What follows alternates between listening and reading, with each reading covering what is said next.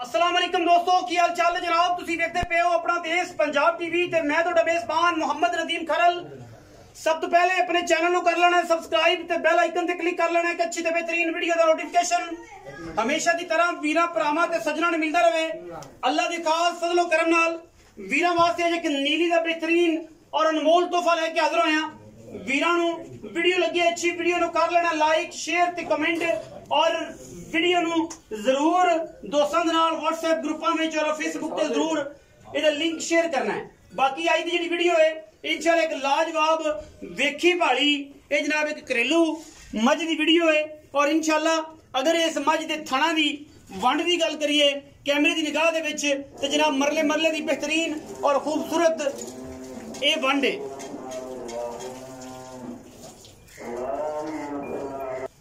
खूबसूरत एक क्वालिटी का जनाब बेहतरीन और नायाब हीरा अल्लाह के फजलो करम नाल वीरा वास्ते वलैती बेहतरीन और नायाब नीली हीरा की पूरी अव्वलीन तरजीह होंदी है।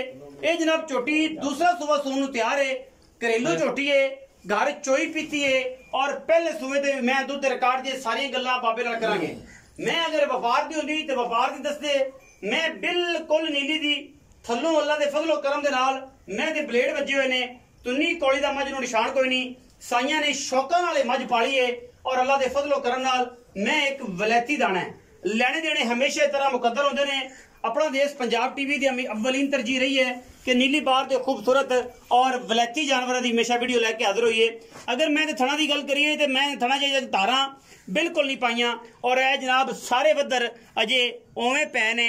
मैं अजे तकरीबन एक हफ्ता मालकां दे बकौल कट दिए। शाह काली इको रंग की मुश्किल जनाब मझ सिर कुंडा अखा कालियां मन मन दियां पैर धुन्नी कौली कमर और जनाब कमा धुन्नी और गर्दन माशाल्लाह पूरी अल्लाह दे फजलो करम नाल बड़ी गज लम्मी और जनाब आला क्वालिटी का जनाब जानवर है।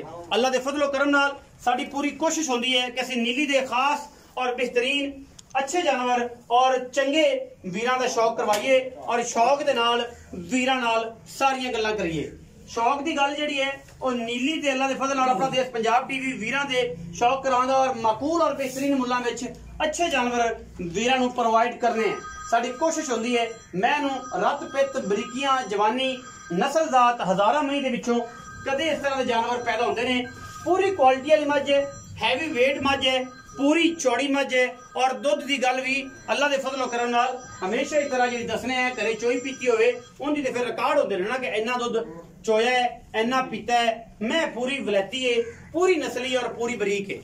इंशाअल्लाह वीर शौक करनगे, शौक नाल मझ वेखणगे, मझ वेख के माशाअल्लाह पेड़े जिड्डा हैवी वेट मैनू चंगा कद खूबसूरत पुठियां दी मालक खूबसूरत बॉडी दी मालक आला क्वालिटी का जानवर माशाअल्लाह घरेलू जानवर है।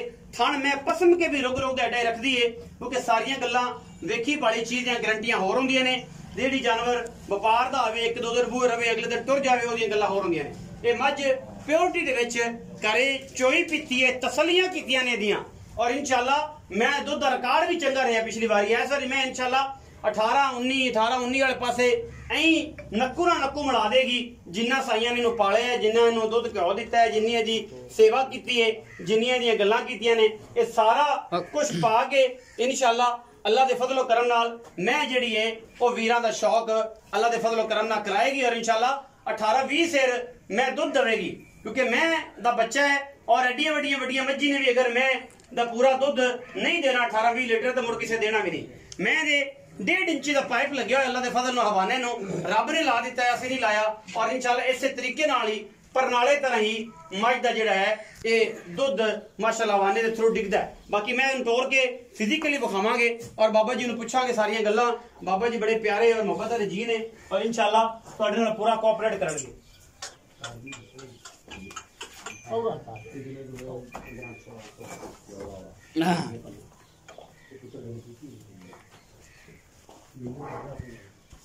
अच्छा भाई जान दो कोई नहीं जान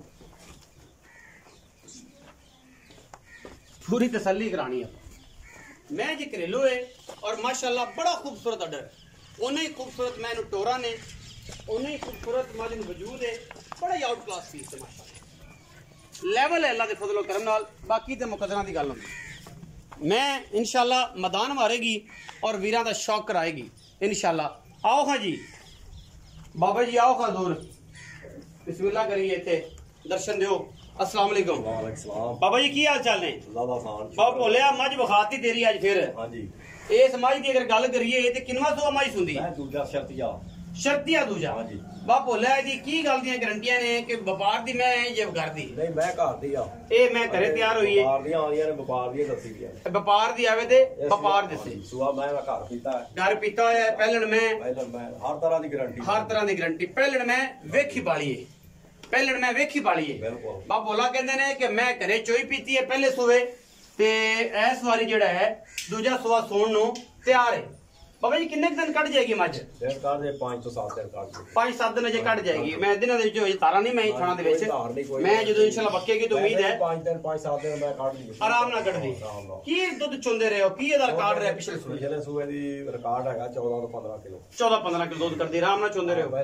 यही पट्ठा लीरा जेड़ा अपना घरे चलदा है दो सिर खड़ पा के यही रूटीन होंदी ना हो तो ज्यादा तो कोई नहीं बंडा दे अगे रख देना भी शाबाश और ये सारी गल्लां जेड़ियां ने फिर वो करनों बड़ियां ने ते लोग तो कीती जांदे ने ते आपा ओ नहीं कर रही 14 to 15 सेर दो टाइम दुध पहलन होके करती रही है बड़ी हैवी और तगड़ी मझ है कोई शक नहीं।